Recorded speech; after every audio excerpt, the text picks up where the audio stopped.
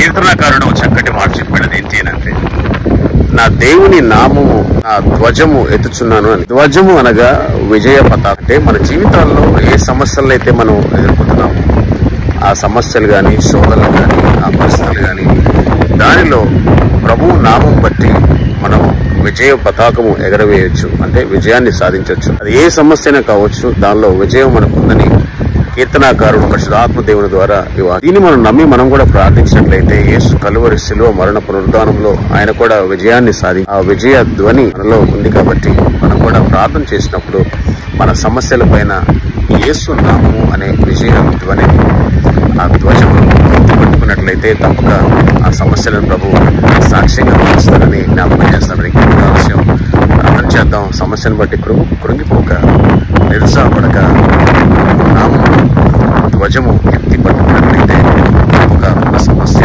సాక్ష్యంగా మారుతుంది.